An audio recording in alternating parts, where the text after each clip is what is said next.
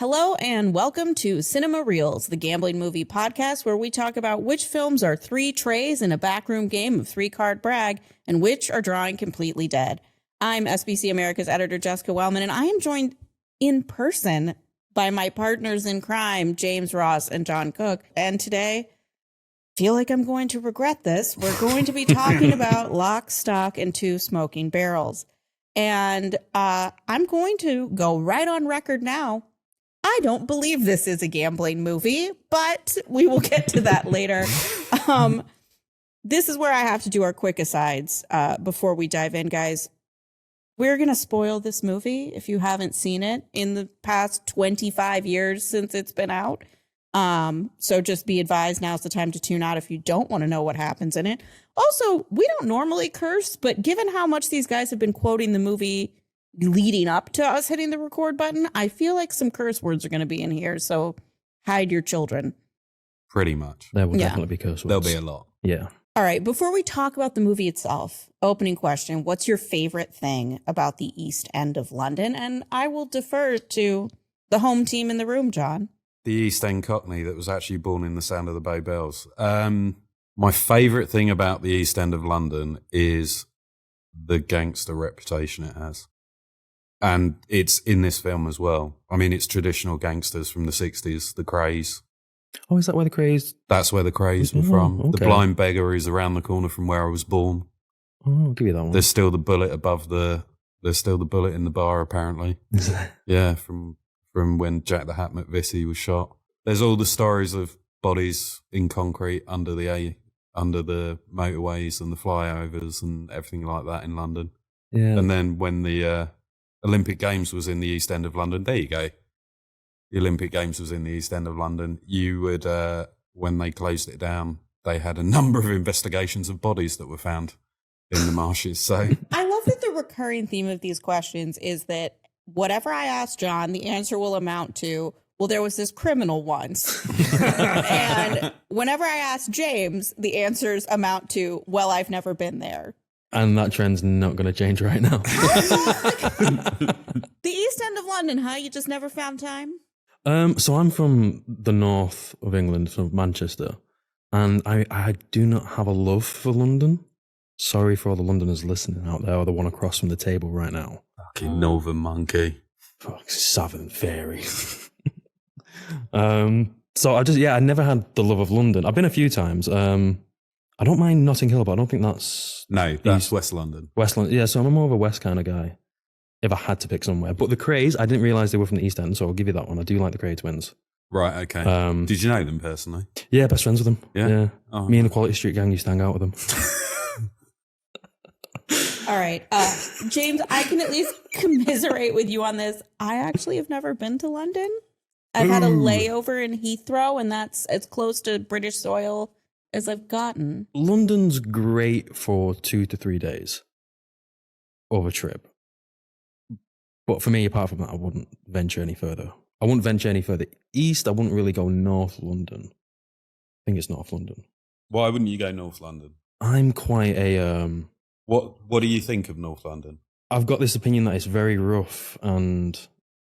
And Manchester isn't? Well, no, because if you read the Daily Mail... Which some of everyone reads some of our readers might read the Daily Mail. I actually do read a fair amount of the Daily Mail. I love my gossip. But all the headlines are Wild West London, and it always seems to originate from the East or the North London. So, and I'm quite I'm not an anxious person, but I'd rather not risk my life to go down to London and go to like the North or East. I do say, what I do love is the accent, the Cockney accent. Yeah, you've got a good accent. That was the first... when I was a theater kid, that was the first accent I could really do. Oh, do it. What I'm thinking is that we might go down and do, I don't know, buy some fish and chips. That's very Oliver Twist. Yeah. It's good. Yeah. You clearly were part of Fagan's gang. Yeah. Was that what you were doing at Yes, theatre? exactly. Fagan's gang. I was a spry little orphan. All right. Let's get started. Guys, I know this is the part where I'm supposed to explain to you what this movie is and what happened in it. But I gotta be honest, I can't really tell you. I had a really hard time. This movie has 9 million people in it. And I don't know any of these actors except a few. So I'm just going to read you guys the list of how I referred to people in my head as this movie was happening, which is card player, low rent Harry Connick Jr., tall ginger, Jason Statham, older Danny Masterson, chunky sweater guy, Kevin Kline in Fierce Creatures, guy who does baptisms, Sting, Jeremy Allen White but hotter, taller stoner, young Bowie, other stoner, Bash from Ocean's 11, Jerry Curl Guy, Jerry Curl Guy's tiny friend, Vinnie Jones Jr., unconscious girl, Tiki Bar TV guy, big hustler. I get that. That's the quiz, actually. You have to match now who each of these people. I don't know. There's like 900 people in it. So this is what I came up with, but you might have to take the reins. Lock, Stock, and Two Smoking Barrels is the directorial feature film debut of Guy Ritchie and follows a cast of characters in London as some play big and go home empty, some grow weed, some run a sex shop, and they all cross paths in a series of heists gone wrong. Pretty much. Am I It's not missing heist. anything? It's kind of, they're not heists gone wrong. It's just a bunch of wannabe criminals who are just bad at it. I wouldn't even call them they're a wannabe bit- criminals. Well, some because of them are criminals. You had like right? Eddie, Soap, Tom, and who's the other one? Bacon. Yeah. They're not criminals. No, in they're a sense. white boys. They're just, well, what? Tom's the entrepreneur, Soap's a chef, Yeah. Eddie plays cards, and I don't even know what Bacon. Oh, Bacon's a bit of a criminal, to be honest. He Yeah. robs stuff. Yeah. But I wouldn't call them like criminals or like you had with the neighbors and who's the Afro dude? Yeah, I know who you're talking about. Yeah. His name completely Bash from escaped. Ocean's 11. Bash from Ocean's 11. There you go. Rory, was that his name? Rory. Am I Yeah, pulling that out of- Rory. Wow, I don't know where that came from. Yeah. Rory Breaker, that's the one. I'm going to be honest. I found this film really hard. I found it really hard to watch and critique because it's basically Your life. no, it's not my life. It's like it's a very focal point of my age group that came from Essex, East End of London, that kind of group of people. It's the focal point that brought everything together, that everyone it just became iconic. How It many is an times have iconic you seen film. this movie? Not as many as some. I mean, I know people that have watched this like to go to bed since it came out. James, how many times have you seen this movie?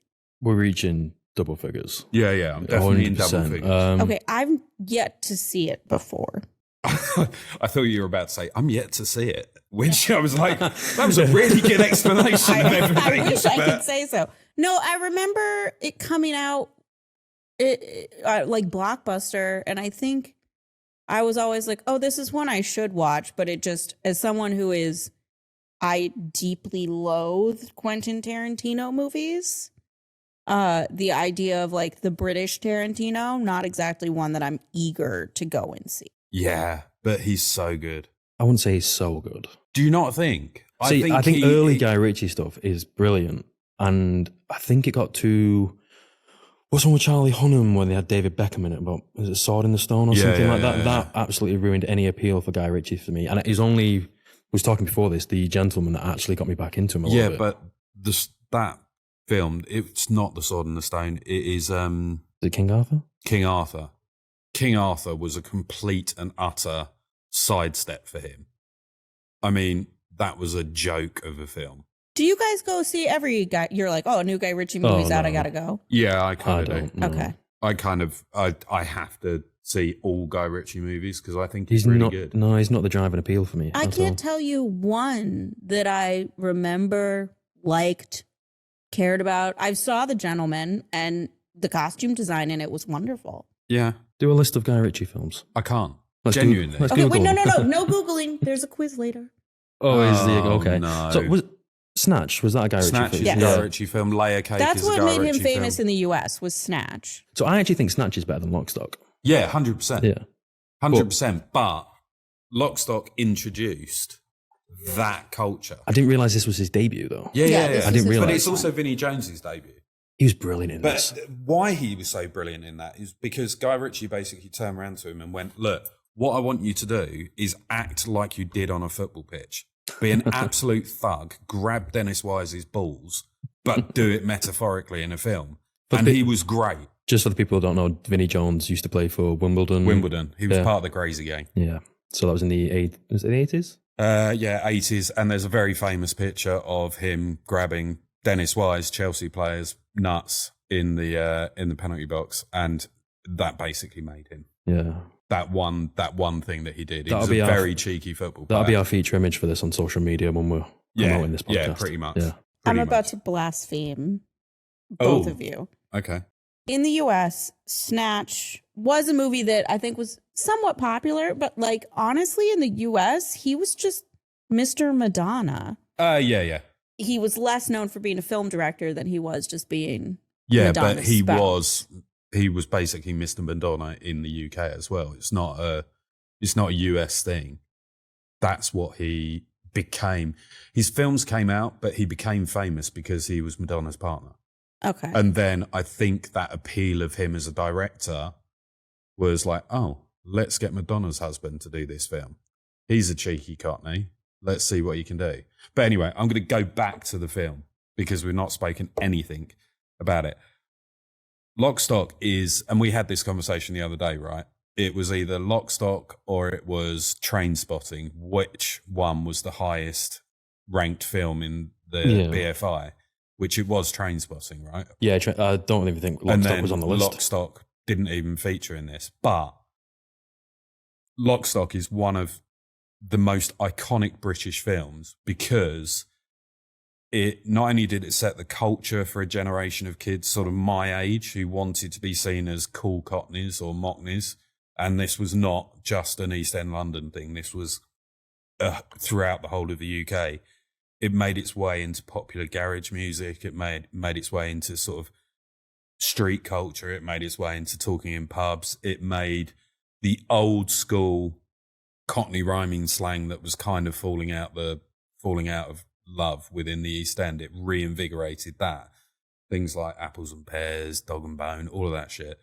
That became a little bit more iconic there. And it kind of that, also the Essex Boys films, all of that gangster, sort of East End gangster film culture came out in the UK, where I think if this film didn't exist, and in fact, if Train Spotting didn't exist as well, if the two films didn't exist, I think we would have just missed a whole section of British films. I just don't think they would have existed. So I think it's actually quite an important film. While it is a love it or hate it, and it's also a film that, as you'll probably explain, doesn't make a lot of sense, and the language used in it doesn't make a huge deal of sense. But it's kind of, I don't even know how you would describe the film, right? Is it a comedy? Is it a gangster movie? Is it a drama? It's just It feels brilliant. like a heist movie to me more than anything. I think it is a movie that thinks it's very clever for having everything kind of neatly wrap up in the bow at the end, which feels like a lot of what Guy Ritchie does from what I've seen. Like The Gentleman is kind of similar, where it's like, at the end he's kind of like, ta-da, look how I took this very messy, complicated thing and made it all make sense. And I was like, I mean, thanks. But Guy Ritchie films do that.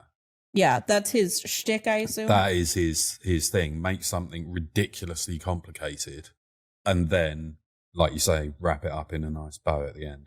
And the stilted delivery kind of gets me too. And because I was listening to The Gentleman for a minute, or watching The Gentleman for a minute last night to remind myself. And it's like this very kind of theatrical style of presenting dialogue where it doesn't sound realistic, which was, you know what it is? I didn't hate this movie. I was mostly indifferent to it because I was like, oh, it's like a student film.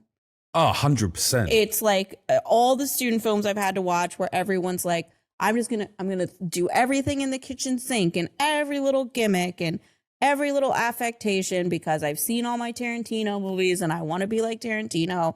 And so, and I bet student films now aren't this way, but at this particular time in history, when I was coming out of high school into college, this is what all the student films looked like. And so it just felt like Did it though? everything I've seen a million times. It was slightly more intelligent than some of the student films that came out of the US, though.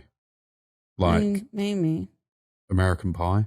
No. When I say student film, I mean I am a film school As student a film student film. making a film. No, but I mean this as a student film, as in you're in student digs at university, you're hanging, you've got a can of baked beans in the fridge, that's it. What do? You turn on Lock Stock. You turn on... So you're talking about the artistic side of things. Yeah. You're talking about... I'm talking it's overworked. Because most student films tend to be. But I think this film is... It was one of the points I was going to bring up, actually. There are lots of classy elements in this film, like freeze frame, speed shots. What do we call this classy? No, but you would use in a classy way in a film as a technique you could use in a classy way. But it does feel like Guy Ritchie's first directorial debut. He's trying to shove everything in there. Well, I think it goes back to the casino thing where we're saying that Scorsese was telling you the story and not showing it you. Yeah. And I think you have the elements with this with Guy Ritchie, but I think if you wanted to reach that mass audience, you had to do it in the sense because, Jess, you've never been to the East End of London, have you? So you might not have understood some of the lingo going on. Yeah, what does keep your Allens on mean? Keep your Allens on? Yeah. That's a really good question. I have no idea. Keep your Allens on? Can you use it in a sentence? I mean, it sounded like what Southerners... Who said it? Okay, is it like... I think it was that heavy set guy who barters everything. Is it keep your head on? I believe as Southerners, we would say, don't get your panties in a knot. Yeah, so it's like... Keep your Allen... So you tighten a screw with an Allen key. Oh. So it's like, keep your head on. Okay, and then can we clarify, the word monkey was used like 50 different ways? Yeah. Is this just like, when in doubt, throw... Because the little kid said he's got a monkey in his 500 wallet? quid. Oh, okay. But So then people were a- getting called monkeys. So you've got a score, which is 20 quid. Okay. You got a monkey, which is 500. You've got a ton, which is 100. There's a sequence of slang which is used to explain notes. Got you. So tenner, fiver. Lady Yeah. Godiva, fiver. I never knew that one. Lady Godiva's a fiver. Lady Godiva is a fiver. Okay. That's far too fancy for a $5 bill or 5 quid bill. Yeah. But that's what it was. I don't know why people came up with Cockney rhyming slang, because fiver is so much easier to say than Lady Godiva. I wonder if it became a Godiva. Maybe it did. I don't know. I've not known it from that way. I wonder if it's something to do with I won't say mafia days, but the Cockney crime days where they use lingo to kind of mask what they're talking about. Yeah. Okay, so, I mean, James, I think we haven't gotten, what does this movie mean to you? Do you like it? Do you care about it the same way that John does? I think John's got more history behind this film in terms of just being from the East End. But for me, again, it's kind of growing up. I mentioned it's not Flintstones level, but I watched this film and it's kind of Wait, is it higher or lower than the Flintstones? No, the gradients that we're talking about here. That is it banned. doesn't mean something to be like Dino does. yeah, Eddie's got nothing on Dino, but it's kind of, I watched it when I was younger and it was my first introduction to these English mafia films. And I'm being from England, I was never really a big fan of British films until I was at least in my early 20s. I was never a fan of it apart from this film. And maybe that was how big it is for me because I'm a film student and that was my gateway into films in the British era. That was your gateway drug to British films. Yeah, in a But way. if you think about it, though, like I was saying before, this reimagined a genre of British films, but also I think around that time there was a lot of British films coming onto the market that were for years and years and years they would pretty much go straight to video, right, or straight to DVD. Yeah, this had the level of Quadrophenia. Yeah, to me. So Yeah. Quadrophenia is the staple British film, and I think it's up there with one of the best British films made. That was very polite of you. Yeah, I thought you were going to be a little more harsh there. Okay. But you said it as well. It's set a culture, and Quadrophenia did. Yeah, Quadrophenia set a culture, and that is what British films do. Yeah. That's what they do really well. But if you think about it before sort of the 90s, which was the resurgence of the British film industry, before then, Pinewood was basically churning out carry-on films and some other crap that was going straight to video. I mean, to get film schooly, the era before the 90s was British kitchen sink realism. Loneliness of the Long Distance Runner. What's the one? Are you talking about Chariots of Fire? No. What's the Loneliness of the Long Distance Runner? Is that actually a decent That's a film? British... No. It's the movie you watch in film school because they make you. Right. So it was a lot of like same thing, very like working class people, but it was like super, super realistic, not a lot of plot. Cleo from 9 to 5, I think is in this vein too. So that's like, in film school, what we kind of thought of, you go back further to, the Red Shoes and the Powell and Pressburger and stuff. But after that, it's kitchen sink realism, which was just never my personal favorite. But you now look at the film industry in the UK, and I would say it rivals Hollywood. I mean, it's crazy to me. I'm like, it does seem like there's British people in just about everything I watch. Yeah. And a British touch to it. But yeah, this is a much more kind of stylized version of filmmaking than, it's almost like a return to Powell and Pressburger. Going way down the film school. No, but that's interesting. If we stick with the film kind of element with this score, this was the first film that I remember where I thought the soundtrack and the score to this film is incredible. Yeah, the soundtrack is amazing. Being from Manchester, if you go to like Moss Side, I can't remember the song in this, but it's like the police and thieves in the street. That's very kind of Moss Side elements, which is a place in Manchester which had kind of a reggae vibe to it. Yeah. And it just emphasized kind of what the 90s was about. But I think that's interesting as well, where what they've kind of done, what Guy Ritchie's done in quite a clever way within this film is he's kind of shown the development of the East End of London in the characters that are there. He's shown the development of the East End of London and the different cultures that are coming out. So you have the want-to-be reggae star, which is with the posh Etonians that are selling the weed. Basically, he's the line that he seems to get out of his mouth most of the time is "chill, Winston," which that was for British people, that was a reference to going back to Desmond's, which was the sitcom in the 80s about a barbershop. Oh, I've never seen that one. Yeah, it's brilliant. It's absolutely brilliant. I don't know why, but I thought it was a reference to Love Thy Neighbor. No, it's fantastic. That and I think what he does really well is he just shows some of it's almost pantomime characters. Mm-hmm. But those people do exist. Like, I know people that like act and walk and talk like that. Growing up when I was a kid in the East End of London, there was Uncle Jimmy around the corner who you knew was a little bit naughty. That kind of person was there. This is a good transition for who was your favorite, character or performer in this movie? Do you have one or I'll let you, maximum 2. I can't hear you guys talk about how amazing this movie is much longer. It was just so meh to me. It was just like, okay, yeah, I've seen this a million times, some version of this. It's just British. So before we move on to who the favorite character is, I'm quite intrigued because you said there were a load of questions that you wanted to ask us about sort of the film and the culture. And these I've gotten a lot of them out, and you've explained a lot of them. Let me see. The Keep Your Allens On, the monkey thing.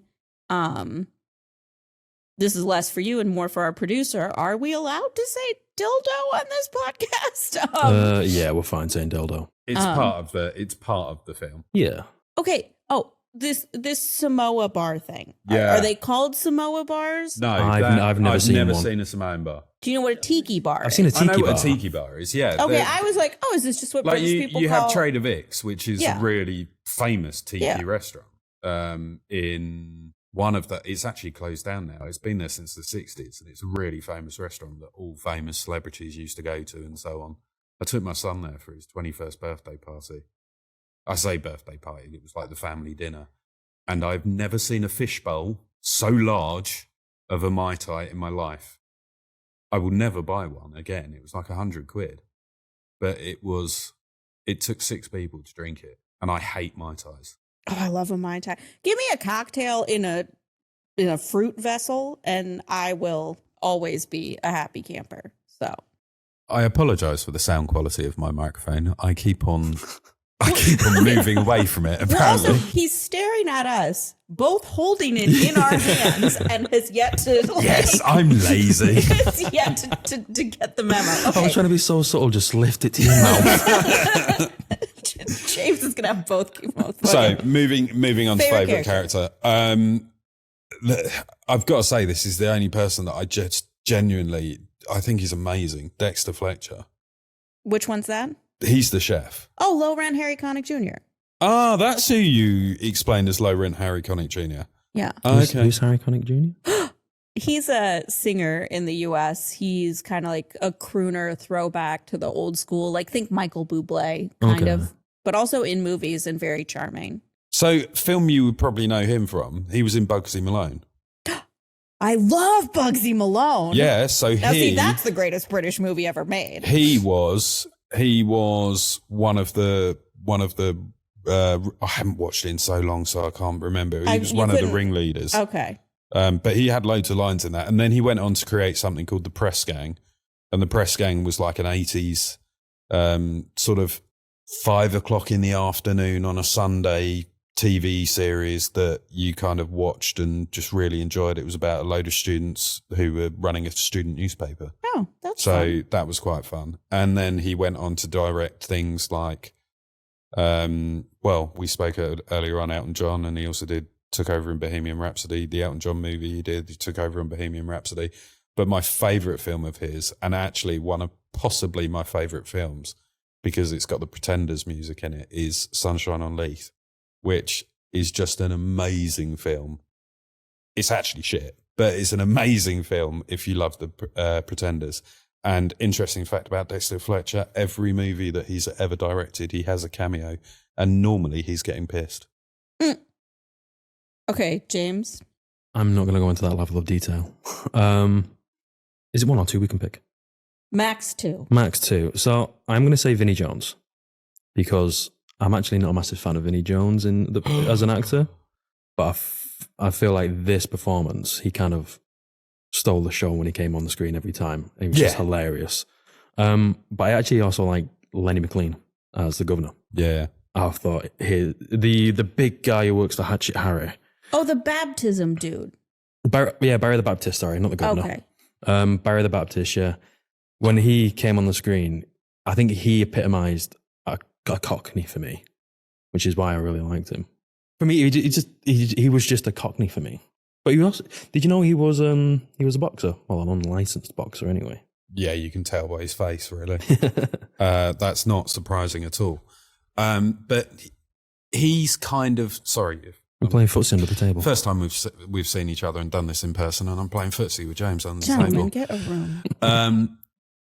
Yeah, he does sort of epitomise what you would imagine to be an East End gangster. Yeah. They're a lot scarier than he is. He's and scary. a lot less shouty. I mean, the Really? East End of London has changed dramatically. And this is why I love London so much. I know you don't love London, but London is just such a melting pot of cultures and people that you get concentric rings of different groups of people as they've come into London. So you got like the East End gangsters are now all out into Essex Way because they've spread out because the Windrush generation came through. And then you've got a lot of Pakistani heritage in there, and you've also got a lot of Indian heritage in there, and you've got a real mix of cultures in London. And the East End is now, I would say, a very mixed vibe. And I think some of the some of that is the negativity. So where you see like stabbings and stuff like that, some of that is the negative side of it, where it is a cultural divide. But I don't think that's the whole reason. But I think it's just amazing. And if you think about the East End of London, what it came through during the war, back in the day, during the war, what it came through during the war in terms of being bombed, and the real sort of, my nan, for example, she was the war generation. She was the sort of epitome of the British stiff upper lip and the continual sort of survival. And she, being an East Ender, she carried on the East End of London and like going for pie and mash, going down to the market, doing all of that sort of stuff. I think I've lost the train of thought where this links to the film, but it's just amazing. What I love about this podcast right now is it's supposed to be a film podcast to do with gambling, but I actually like the fact we've gone into kind of a history of London from you. Session. I actually really like this. Yeah, I look, this is an interpretation. I don't think this is in any way, shape or form a real sort of fact, but there are places in London, like I was born in Whitechapel, and Whitechapel used to be very much East End gangster route.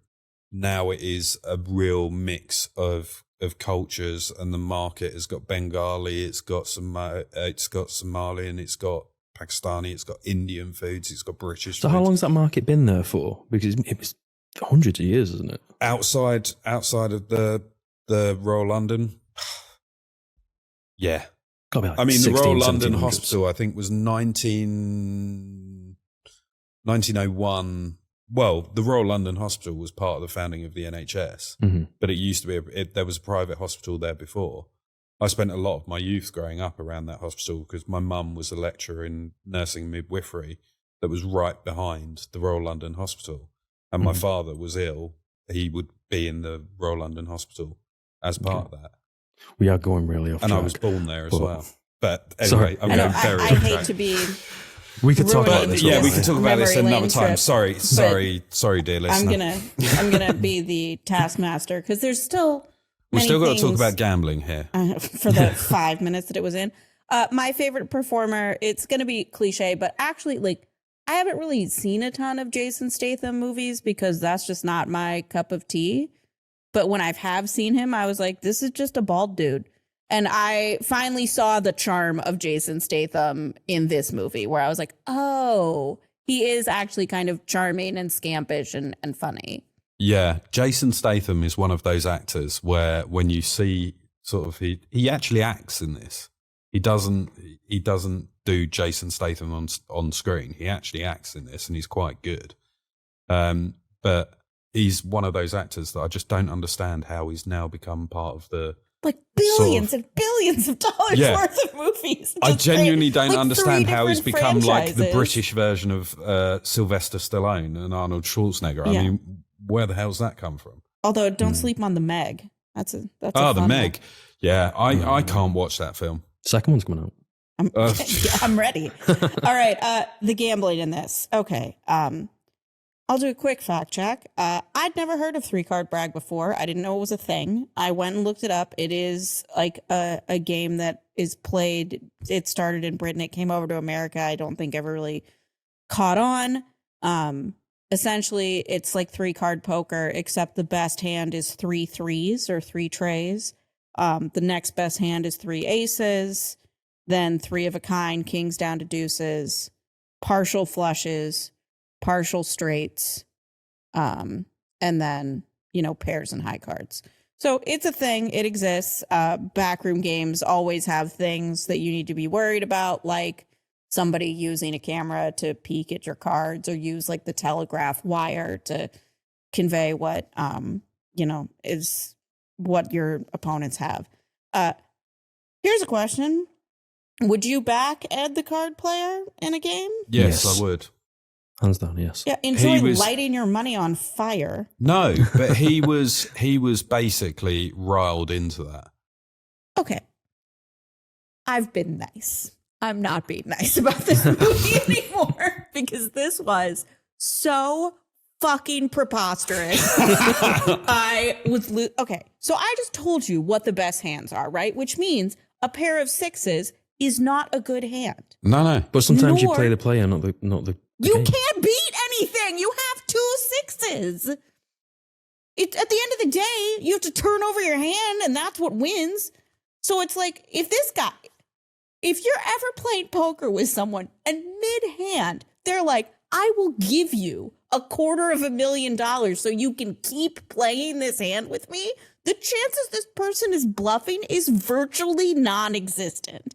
It's like a 2% chance. So this guy who's supposed to be this amazing reader of people can't read the most patently obvious situation on earth that he is absolutely crushed? No, like, I would never give this man a penny. To be fair, he didn't have a choice to back out of this because You could fold. Well, no, Once you no, got he would have been out. 100 He would have been grand out in, of the game. yeah, but Okay, then but now you're in more. but that's because Harry the Hatchet made him do this. Yes, He didn't have a but, like, choice. He would have as been soon as beaten up and says killed otherwise. 100 grand, you should be like, okay, even though I think he has nothing, at the end of the day, I have to turn over my hand, and my hand is 2 6s, and I cannot beat shit. So why am I still in this hand? I can't bluff him out. Yeah, the reason he did that was because at the very, very start of the game, when he walked in, he was riled because he went, "How's your dad?" And he knew that there was a link to his father. And then Okay, well, the I'm not comeback going to was back brilliant. some guy who gets on monkey tilt just because their dad got mentioned. No, but this guy it's- was a terrible card player. Like, possibly the worst. I'd rather back that Nick guy in the Win It All movie. Yeah, I've forgotten about that. I forgot we did that movie Like, so long I ago. mean, I would rather back Fred Flintstone than No. this guy. Again, we didn't see it on the screen, but it was told to us that he was a great card player. It was just that one scene that you're going off in terms of, oh no, we can only go off what we can see. But I mean, if someone has the biggest tell on earth and you can't pick up on it, you're not a very good card player. No, and also, actually, one of the things, I'm going to pick the film apart on this one. One of the things that supposedly showed that Ed was a good card player was that he was turning cards in his hands with his eyes shut. But all he was essentially doing was just splitting the pack and putting it back Yeah, together just again. shuffling It tricks. just annoyed me. Yeah. But it Oh, wasn't even a shuffling trick. It was just splitting the pack Yeah. and putting it back together again. Yeah. No. But anyway, if someone turned around to you and says, "Here you go, I'm going to give you up to £500,000," and you're sitting there and you're going, "We need this money because of X, Y, and Z." Let's be honest. It's a deal. It's a steal. It's the sale of the fucking Talking century. about? No. I just had to say that to get that quote in. Oh my god! mean, we've done well I to was do about on a 39 plane minutes and I not was just quote as wanted to much. scream that this was just this one of the stupider poker hands I've ever seen. Not a fan. Also, they kept like verbally announcing their bets, but then would like lean in and rake in a pot as if they had put chips in the middle. When all the time I don't see any hands moving, they're just announcing the whole time. Oh, and they're playing with plaques. Who plays with plaques? We're not in Monte Carlo. We're in a backroom East End London boxing ring, and your chips are plaques? Like, screw you. This is bullshit.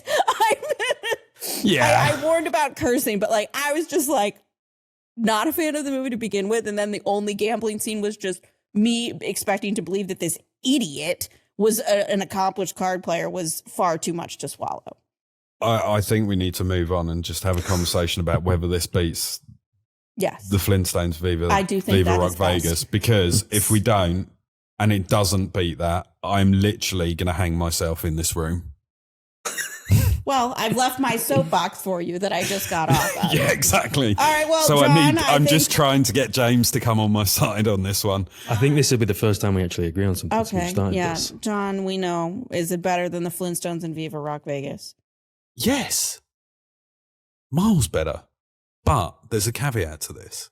It's not a gambling movie. It's 1,000,000% not a It's gambling movie. and to be honest, the rules of it has to have gambling in. It does have gambling in, but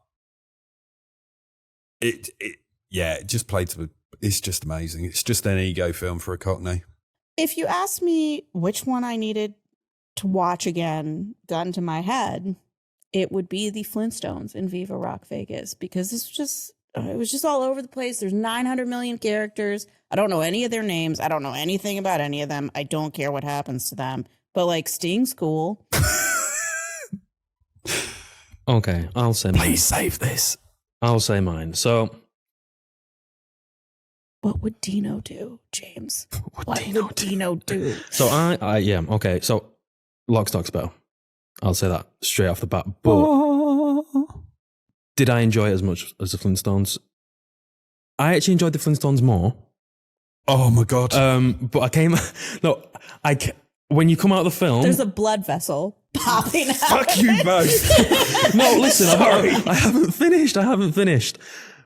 I came out of the Flintstones not liking it with low expectations. Sorry, that was wrong. I came out of the Flintstones with low expectations and high outcome, so I really enjoyed it. Right. With Lock, Stock, I've seen it so many times, but the fact I still enjoy the film after so many watches gives it credit. So Lock, Stock's a better film, but I enjoyed watching the Flintstones more this time around. Can I just ask a question on this? Yeah, sure. Go back to the first time you watched Lock, Stock. Okay. Did you like it? Loved it. I didn't. Really? I liked it after the second time of watching. Oh, this is how I felt about Napoleon Dynamite, where I was like, this is so stupid. And then the second time I was like, this is genius. Yeah, no, I loved Lock, Stock when I first watched it. Loved it. All right. We have a new leader in the clubhouse. And so I guess it's time to move on to the quiz. Quickly, how is this clubhouse working? I just keep track of. So now the movie to beat is Lock, Stock. Okay. And if the next film is not better than Lock, Stock, then Lock, Stock remains the leader so it's in the like clubhouse. when it stays on kind of thing. Yeah. Okay, fair enough. So far, though, it's been beaten every time. Yes. The previous film. And to be fair, I think Lock, Stock should be beaten because it's not a gambling film. We'll see what I can do about that. All right, guys. The quiz has been changed up a little bit, both because our leader in the clubhouse, James, has won twice in a row, and because I'm a little tired of making quizzes for you guys when I like to take quizzes. We want you to be part of the quiz. So whoever the loser is has to write the next quiz. Agreed. Also, I'm going to tell you right now, the winner is going to choose heads or tails, but I have co-opted the movies. I was duped into watching a non-gambling movie with like 4 minutes of some of the stupidest gambling I've ever seen. So I am setting the deck, and heads or tails, your two options are going to be the Elvis film Viva Las Vegas and Casino Royale. Don't raise your eyebrows. Not the Daniel Craig one, my friends. The David Niven original James Bond film, Casino Royale. I like that, but it's not a James Bond film. You got to take that back.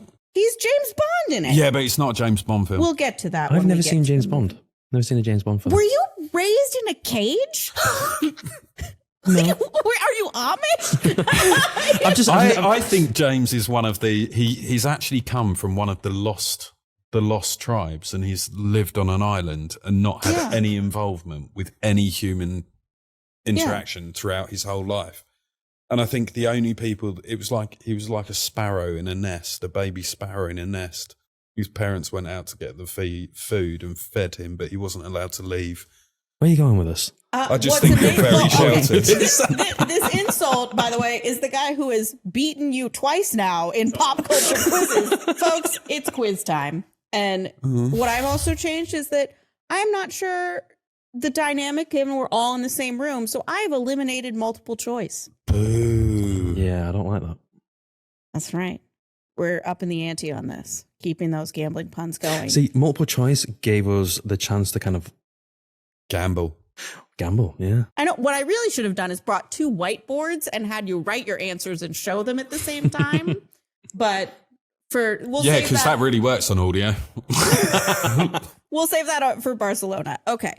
Sting has never received an Academy Award nomination for his acting, but he has been nominated in the Best Song category how many times? James, as the reigning winner, you have to answer first. Going through my Sting knowledge, which is very minimal. I know. Wait, does it include the police as well? Sure. You're the quizmaster and you didn't sound confident there. Do you know whether it includes the police? It doesn't matter. Yeah. There was never a police song nominated for an Oscar. Oh, okay. I'm just going to say 1. 5. The answer is 4, and I did not say. We're not doing Prices Right rules either because I'm tired of tiebreakers and nonsense. So I'm tired of John's tricks and John gets the point. Here's what I will say: I will give 5 bonus points if either of you can name one of the movies for which he was nominated. Didn't think so. Can we have the year of one of the films? Okay, these are, real doozies, let me tell you. There's one called Jim, the James Foley story, which I believe is a documentary. Cold Mountain. The romantic comedy Kate and Leopold. And a legit, really good movie, The Emperor's New Groove. He was in The Emperor's New Groove? He did the song, My Funny Friend and Me. Okay. All right. Next, John, you're up first. Name the highest grossing film Guy Ritchie has directed. Layer Cake. Highest grossing film. Oh. Guy So Ritchie. you've already said it. Yeah, I'll take that back. He's already said it? He clearly didn't understand the question. If Yeah, the yeah, answer no, I is didn't. layer cake. Okay. I think it's going to be Rocket Man. He did that, right? Your dude, poor man's Harry Connick Jr. No. did that one. Oh, fuck that. No. So do I get 3 guesses as well? I'm just saying. I don't know. Just go through his whole repertoire of films until you get it right. You do it. I don't know. No, go on. I'm saying Layer Cake. You're saying Layer Cake. It's probably wrong. It is wrong. That's probably King Arthur. That was shit. It can't be King Arthur. That was a flop. I'm just going to go with his recent one, The Gentleman. Aladdin. He did What? Aladdin.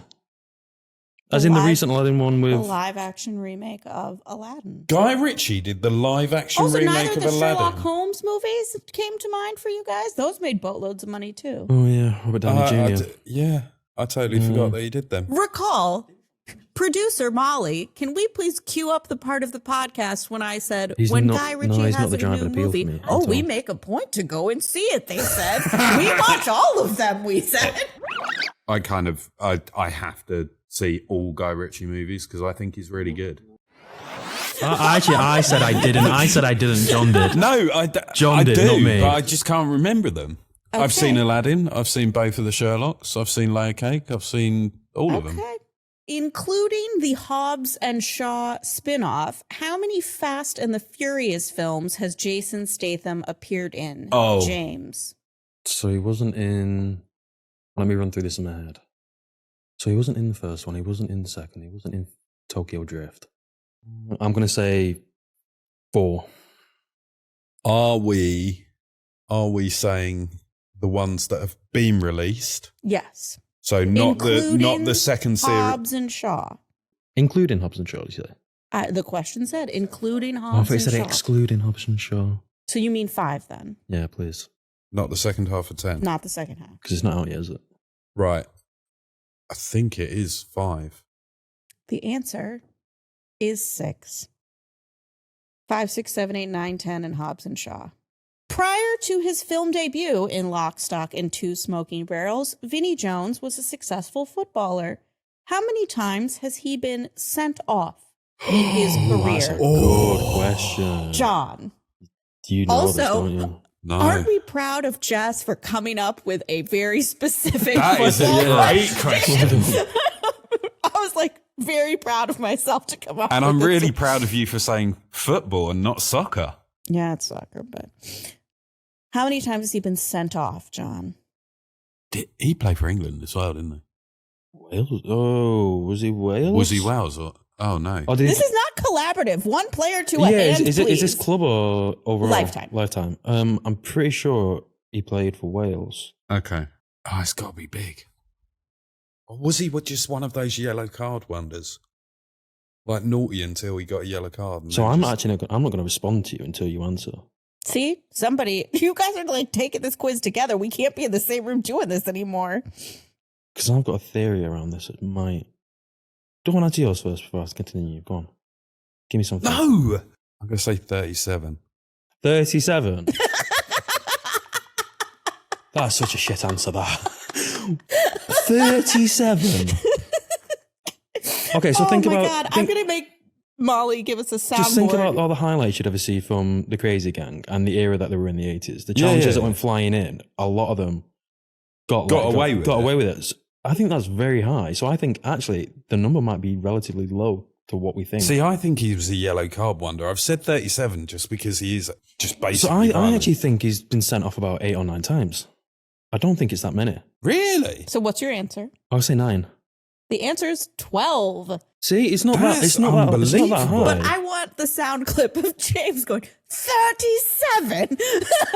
Just incredulously. I just picked that out of thin air. I should have said 42. Why? It's the number of everything. Okay. We are tied 1-1, so this is going to be kind of what decides it. Holland & Holland is the manufacturer of the antique shotguns at the heart of the story of the film. In what year did Holland & Holland open for business? James. I'm kind of worried. I don't know if you guys will make quizzes as good as mine. No, we won't. You're the expert. Mine are better. 100%. Well, we're probably about to find out because it seems like you're going to lose again. What's the score? 1-1. Okay. Does it need to be the specific year? I'm going to, because I don't want to look up a tiebreaker, say that whichever one of you is closest on either side of it wins. I think it's going to be about 1852. 1852. That's a very specific number. Because they're fucking ancient guns. They are fucking ancient guns. They're muskets. You look very They're hard. a bit long, ain't they? I want to look hard. You look really scary. Yeah, Sonoffs aren't fashionable anymore. What did you say? 1852. Because they refer to muskets. Shall I say my rationale thinking? No. Stop trying to help each other. We just want this tiebreaker. We don't want this to end. 1851. I hate you so much. Well played, John. I hate you so much. The answer is 1835. Oh, that's bullshit. Well, The James, sound your of reign success. atop Oh, he's gone really red. Not as red as I did on Flintstones. Viva Rock Vegas, but He's just mad that he's going to have to now make a quiz about either Viva Las Vegas or Casino Royale, which means the time has come for the coin flip. I am raging with that. I hate that tactic so much. Flip of the coin. So,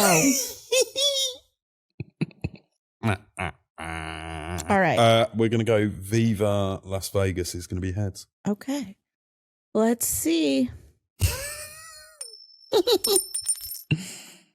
We're going to have a royally good time because it's Casino Royale with my man, David Niven. All right. We're sticking with our British theme. Yeah. We're just going down to an era that is more my speed. So you will catch me in a better mood, hopefully James in a better mood, and John, who's never in a better mood, on the next episode of Cinema Reels. I fucking hate you so much.